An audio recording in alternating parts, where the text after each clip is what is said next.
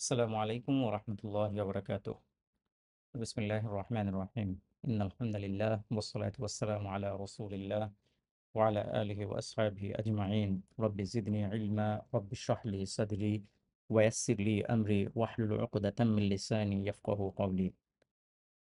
শুরু করছি Android dependency injection with healed এই নতুন কোর্সটি। আপনাদেরকে সবাইকে স্বাগত জানাচ্ছি।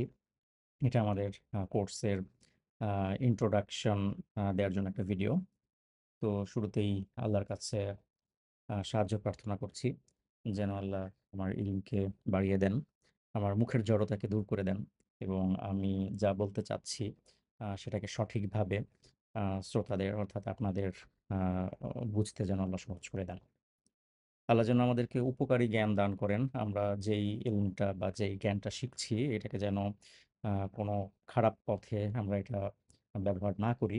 আল্লাহ যেন আমাদেরকে আ মানবতার কল্যাণে, মানুষের কল্যাণে এবং ইসলাম এর কল্যাণে আমাদের এই জ্ঞানগুলিকে কাজে লাগানোর তৌফিক দান করেন। আমিন। তো এই ভিডিওটা আমাদের কোর্সের একদম ১ম ভিডিও। তো আমরা এখান থেকে দেখে নিব যে পুরো কোর্সটাতে আমাদের আসলে কি, কি থাকতে যাচ্ছে। তো কিছু টপিক হয়তোবা একটু সংযোজন বিয়োজন হতে পারে টাইম টু টাইম। যেহেতু লম্বা সময় ধরে এই কোর্সটার রেকর্ডিং আ হচ্ছে বা হবে। তো এইজন্য আ কিছু টপিক এদিক সেদিক হয়ে থাকতে পারে। তো আমরা একটু টেবল অফ কনটেন্টটা দেখে নেই। আমরা প্রথমত যেভাবে শুরু করব যে ১ম এ একটা ব্লগ রিডিং অ্যাপ ডেভেলপ করব উইথ উইথআউট হিল্ড। কিন্তু সেটা একটা এমভিভিএম অ্যাপ হবে। এমভিভিএম আর্কিটেকচার কিভাবে কাজ করে সেটা আমরা অলরেডি এমভিভিএম এর যে কোর্স আছে আমাদের মেগামেশ লার্নিং এর সেখানে বলা আছে। এছাড়া এমভিপি কোর্সের ব্যাপারেও বলা আছে। তো আমরা সেই এমভিভিএম যেই আর্কিটেকচারটা কোনো হিল্ড বা ডিপেন্ডেন্সি ইনজেকশন ইউজ করা ছাড়া সেটা কিভাবে কাজ করে সেটা আমরা একটু সংক্ষেপে দেখে নিব। এবং সেখান থেকে আমরা অ্যাড্রেস করার চেষ্টা করব যে তার লিমিটেশনস গুলি কি, কি? অর্থাৎ কি কারণে আমাকে এমভিভিএম এর সাথে হিলটাও ইউজ করা দরকার এবং হিলটা আমাদেরকে কোন প্রবলেমটার সলিউশন দিবে। কারণ এটা জানা থাকা দরকার কোনো একটা টুলস, কোনো একটা আ প্লাগইন ইউজ করার আগে যে এটা আসলে আমার কেন দরকার? এটা ছাড়া আমার চলতেছে কিনা? কারণ নতুন একটা জিনিস ইন্ট্রোডিউস করা মানে হচ্ছে সেখানে আ একটা কস্টিং। সেখানে আমার সময় যাবে, আমার অর্থ যাবে। আমি আসলে এই পরিমাণে ইনভেস্ট করব কিনা এটা বোঝাটা দরকার। এজন্য শুরুতেই এই আন্ডারস্ট্যান্ডিংটা হয়ে নেওয়া ভালো যে আমি আসলে কেন হিল্ড শিখবো? বা হিল্ড আমার কি প্রবলেমের সলিউশন দিবে? আ 2nd আমরা যেটা দেখব যে ডিপেন্ডেন্সি ইনজেকশন এর কোনো ফ্রেমওয়ার্ক ছাড়া অর্থাৎ হিল্ড বা ড্যাগার ইউজ করা ছাড়া ম্যানুয়ালি কিভাবে আমরা ডিপেন্ডেন্সি গুলিকে প্রোভাইড করতে পারি।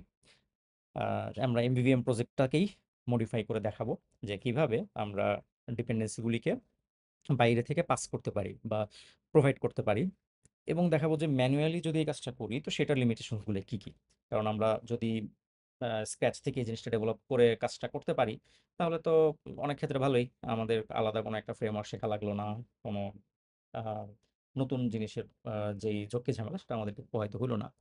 তো আমরা এই জায়গাটা একটু ফোকাস করার চেষ্টা করব যে ম্যানুয়াল ডিপেন্ডেন্সি প্রোভাইড করা বা ম্যানুয়ালি ডিপেন্ডেন্সি ইনজেক্ট করার লিমিটেশন গুলি কি, কি?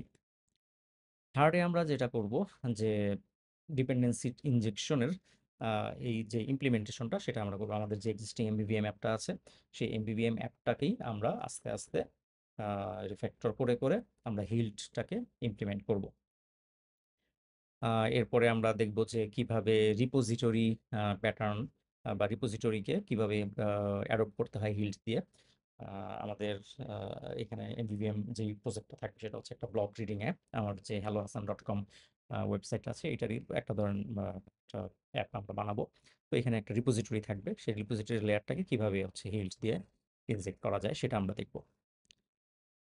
আমাদের ইমপ্লিমেন্টেশন হয়ে গেল। ইমপ্লিমেন্টেশনটা হয়তোবা আমরা একটু তাড়াতাড়ি দেখব। এরপরে আমরা যেটা করব, understanding every components of healed that we have used in the code. আমাদের পুরো প্রজেক্টে দেখা যাবে যে অনেক জায়গায় ছোট অনেক গুলি অ্যানোটেশন আমাদেরকে ইউজ করতে হবে, অনেকগুলি কনফিগারেশন করতে হবে। তো এই প্রতিটা কম্পোনেন্ট সম্পর্কে আমরা আ কিছু করে জানার চেষ্টা করব। হয়তোবা অনেক লম্বা লেকচার দেওয়ার সুযোগ হবে না। কিন্তু তারপরেও আ মানে এভারেজে আশা করতেছি যে আমাদের শুরু করার জন্য যতটুকু জানা দরকার আ সেটুকু অথবা তার চেয়ে একটু বেশি আমরা এখানে আলোচনা করার চেষ্টা করব। আ যেমন প্রতিটা অ্যানোটেশন, যে কোন অ্যানোটেশনের মানে কি, এই অ্যানোটেশনটা এভাবে না দিয়ে অন্যভাবে দিলে কি হতো, অ্যানোটেশন দিলে কি হচ্ছে, না দিলে কি হচ্ছে, অ্যানোটেশনের ফলে আসলে কি করতেছে, যে কোড জেনারেট হচ্ছে সে কোডটা আসলে কিভাবে জেনারেট হচ্ছে। হিল তো আসলে আমাদের জন্য অনেকখানি কোড সে নিজে জেনারেট করে দেয়, যেটা আমাদের আসলে ম্যানুয়ালি আমাদের হাতে লিখতে হয় না। তো ওই কোড জেনারেশনের ভিতরে আমরা কিছু সময় পার করব। খুব সম্ভবত প্রায় 40 মিনিটের একটা ভিডিও আছে আমাদের ওই কোড জেনারেশনের উপর, আপনারা হয়তো বা দেখবেন। তো এই পুরো জিনিসটাকে আমরা আসলে একটু খুঁটে খুঁটে দেখার চেষ্টা করব।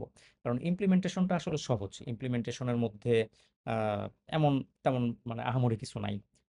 একটা ছোট বাচ্চাকে যদি দেখায় দেওয়া হয় যে কম্পিউটার সম্পর্কে জানে, বেসিক প্রোগ্রামিং জানে, তাকেও দেখায় দিলে সে ওইটা দেখে দেখে ইমপ্লিমেন্ট করে ফেলতে পারবে। কয়েক জায়গায় কয়েকটা অ্যানোটেশন দিতে হবে, এবং কয়েকটা মডিউল বানায় ক্রিয়েট করে সেখান থেকে ডিপেন্ডেন্সিটা প্রোভাইড করতে হবে, বাস শেষ।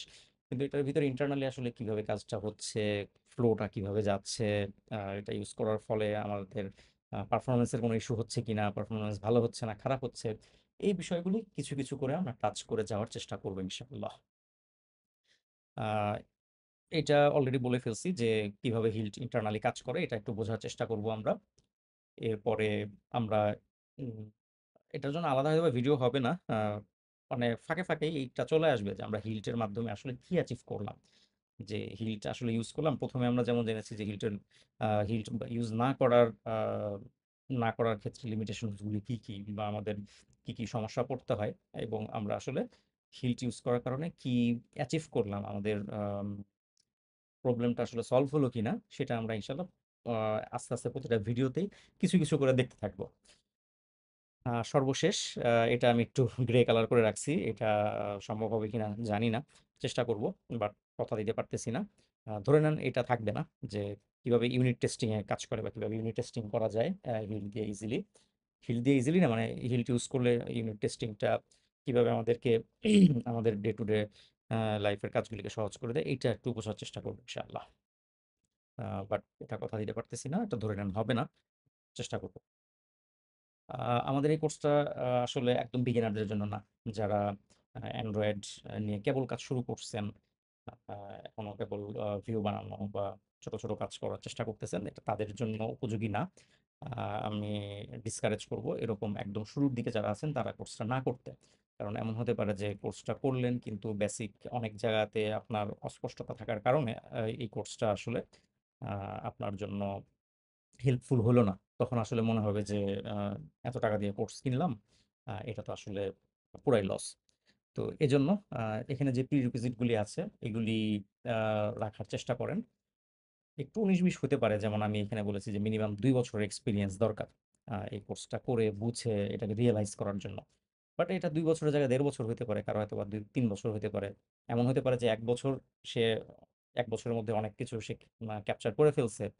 বাট এটা ইন জেনারেল আমার মতো যারা এভারেজ বা বিলো এভারেজ আমার মতো, তাদের জন্য অ্যাটলিস্ট ২ বছর যারা কাজ করছেন তাদেরকেই আমি বলবো যে আপনারা এই কোর্সটা করার জন্য বা পারচেস করার জন্য আপনি চিন্তা করতে পারেন।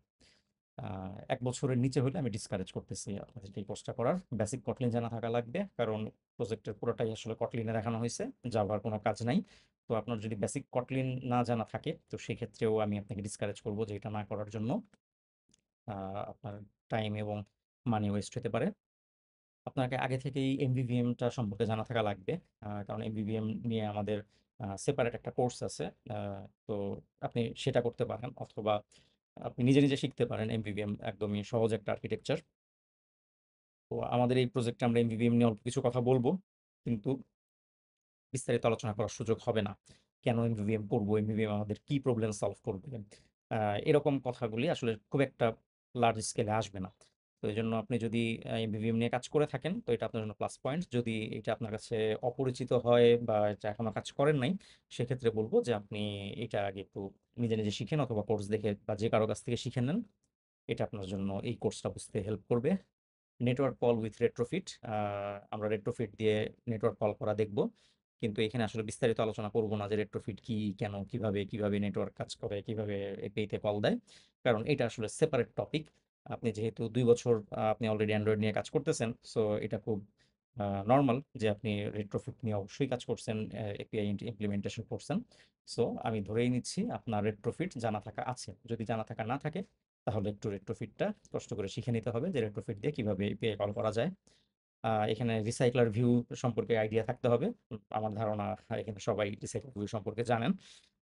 তো এইটার ইমপ্লিমেন্টেশনটা নিয়ে আমরা আসলে বিস্তারিত বলব না। জাস্ট খালি এভাবে বলব যে এখানে রিসাইক্লার ভিউ ইউজ করা হচ্ছে। এখানে রিসাইক্লার ভিউর অ্যাডাপ্টার ইউজ করা হচ্ছে। শুধু এইটুকু বলে আমরা আসলে চলে যাব। আ কারণ ওই প্রতিটা পয়েন্ট যেমন রেট্রোফিট, রিসাইক্লার ভিউ, এমভিভিএম এগুলি নিয়ে খুঁটে, খুঁটে বলতে গেলে আসলে আ এই কোর্সের লেংথ অনেক বেড়ে যাবে। তো আপনারাও আসলে হতাশ হয়ে পড়বেন। এরপর একটা জিনিস লাগবে, খুব ভালো আন্ডারস্ট্যান্ডিং লাগবে ইন্টারফেস নিয়ে। তো ইন্টারফেস আমাদের কি কারণে ইউজ করি, কোন, কোন ক্ষেত্রে ইউজ করি, কখন ইন্টারফেস ইউজ করি, কখন অ্যাবস্ট্রাক্ট ক্লাস ইউজ করি, ইন্টারফেস ইউজ করলে সুবিধা কি, অসুবিধা কি? এই সম্পর্কে আপনাদের কিছু জানা থাকা লাগবে। তো এই বিষয়ে আ আপনি YouTube দেখে শিখতে পারেন অথবা আপনার সিনিয়র বড় ভাইদের কাছ থেকে শিখতে পারেন। আ অথবা আপনি চাইলে আমাদের মেগামাইন্ডস লার্নিং এর এমভিপি যে আর্কিটেকচারের কোর্সটা আছে, এমভিভিএম না এমভিপি, সেখানেও আমরা ইন্টারফেস নিয়ে একটু কথা বলার চেষ্টা করেছি। তো আপনি ওইটাও চাইলে দেখতে পারেন। আ পাশাপাশি ইন্টারফেস রিলেটেড কিছু ভিডিও আমাদের মেগামাইন্ডস লার্নিং এর YouTube চ্যানেলে আছে। আপনি একটু সার্চ করে দেখতে পারেন। সেখান থেকেও ইনশাআল্লাহ ইন্টারফেস সম্পর্কে ভালো একটা ধারণা পাবেন। তো এই ছিল মোটামুটি আমাদের প্রিরিকুইজিট গুলি। তাহলে চলুন শুরু করা যাক আমাদের এই নতুন কোর্স হিল্ড ডিপেন্ডেন্সি ইনজেকশন। দেখা হবে আমাদের মূল কোর্সে। আসসালামু আলাইকুম ওয়া রাহমাতুল্লাহি ওয়া বারাকাতুহু।